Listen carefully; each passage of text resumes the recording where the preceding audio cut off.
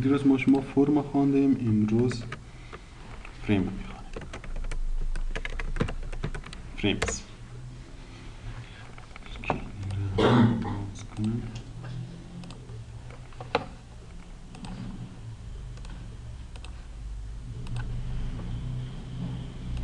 خب فریم اگر وقتی ما بخوایم که یک صفحه را تقسیم چند حصه کنیم، مثلا این صفحه هستن، ما را میخوایم که در 2 یا 3 حصه تقسیم کنیم، که مثلا این صفحه است تا این قسمت اینجا یک صفحه باشه، این طرف دیگه صفحه باشه، این طرف دیگه صفحه باشه، یا 4 فریم یا 5 فریم تقسیم کنیم.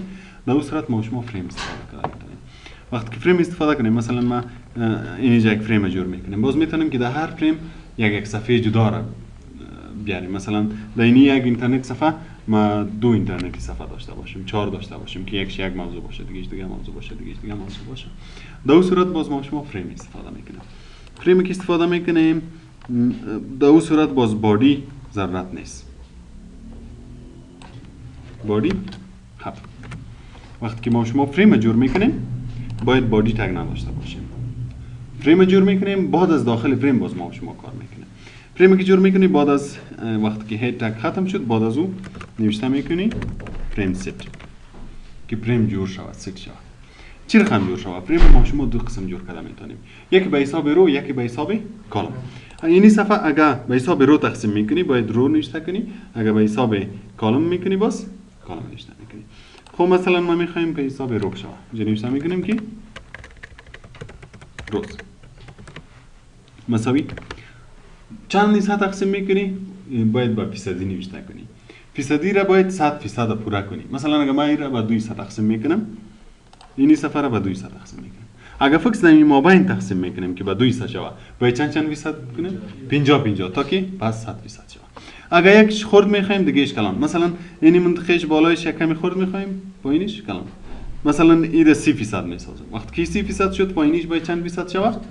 70% شود. 100% باید پورا شود. اگر 4 حصه تقسیم میکنی، اگر مساوی تقسیم میکنی، خب 25 میکنی. اگر خب باید 100% پورا شود. فعلا ما میرم 50% میکنم. نوشته میکنیم که 50%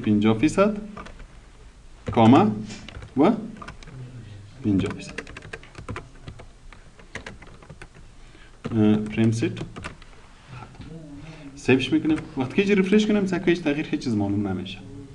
چه وقت معلوم میشه؟ وقتی که من اینجا یک صفحه را بیارم. حالا این صفحه ما در 2 حصه تقسیم شد، 50 به حساب رو که یکی طرف میشه، یکی طرف.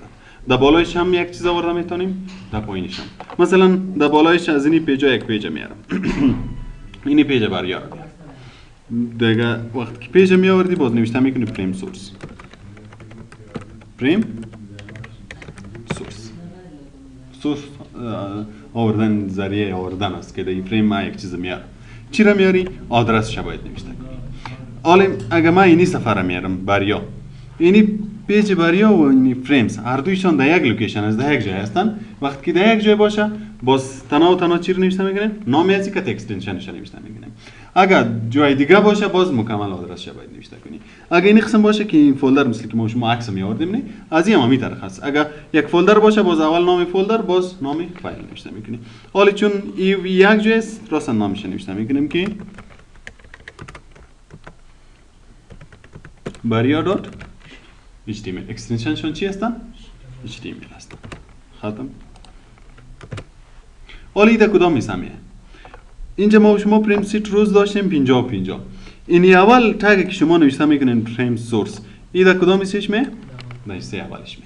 وقتی که دوم تگ نوشته کنین او باز دایسته دومش می. دیگه هر یک که در هر حصه میخواستی بیاری باید اینجا متوجه باشی که تگ اولش در اول می، تگ دومش در دوم می. خب دومش هم نوشته میکنیم که فریم سورس.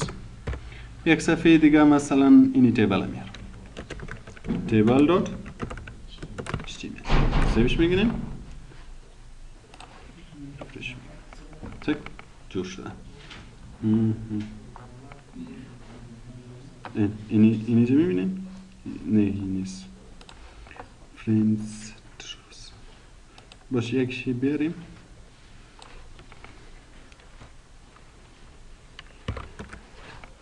ریفرش کنیم. خب این آمده.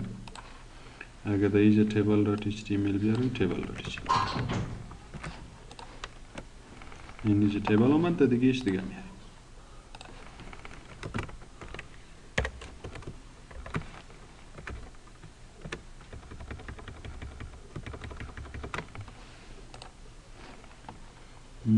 یک بیاریم یک چیز یک بار سفرم ببینین که چی داره. خب در یکی این ساده تکست هستی یک دوت HTML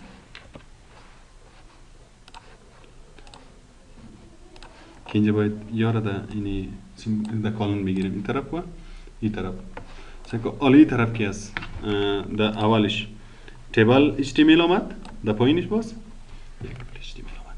این به حساب رو تقسیم شد. حالا که به حساب کالم تقسیم میکنی فقط اینجا کالم نه کالز مکمل کالم نوشته نمیکنی.